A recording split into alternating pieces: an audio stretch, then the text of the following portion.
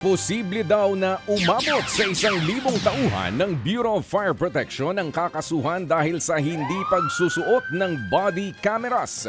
Inobliga ng DILG ang mga taga-BFP na magsuot ng kamera tuwing inspeksyon para maiwasan ang anumang katiwalian. Pero lumabas pa rin sa investigasyon ng ahensya na marami sa mga taga-BFP ang hindi nagsusuot nito tuwing fire safety inspection para alokin at bentahan ng fire extinguisher ang mga ini-inspeksyon nilang gusali. Katunayan, pati ang pamangkin ni DILG Secretary John Vic Rimulya na biktima rin ng talamak na korupsyon sa BFP. Siningil umano ito ng fire safety inspection fee para sa kanyang negosyo pero walang sumipot na taga-BFP. Dahil dito nakatakda umanong kasuhan sa ombudsman sina BFP Chief Jesus Fernandez at iba pang opisyal ng ahensya dahil sa katiwalian. Depensa naman ni Senador Robin Padilla o dinepensahan ni Senador Robin Padilla ang sinabi niyang mahihina ang kabataan ngayon.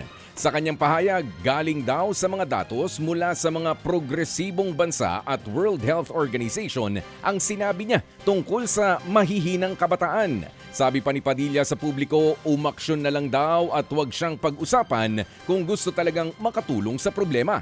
Miyerkules lang nang sabihin ni Padilla ang kontrobersyal niyang pahayag sa pagdinig ng Senado sa mga panukalang maglilimita sa kabataan sa paggamit ng social media. Naisumiti na ng National Bureau of Investigation ang mga karagdagang dokumento na hiningi ng Interpol para sa Red Notice laban sa puganting si Zaldico.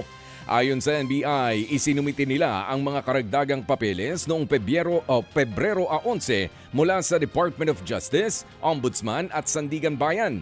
Bahagi raw ito ng standard na proseso at hindi nangangahulugan na may kulang sa naunang mga papeles na isinumite ng gobyerno sa Interpol.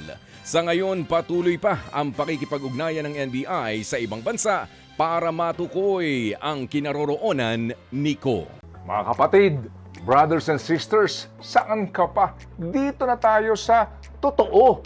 Dito na tayo sa True FM. Mga kapatid, mag-subscribe and follow po kayo sa social media accounts ng True Network PH. Yan po kami, hanapin nyo lang True Network PH, Facebook, Instagram, YouTube, TikTok, and podcast.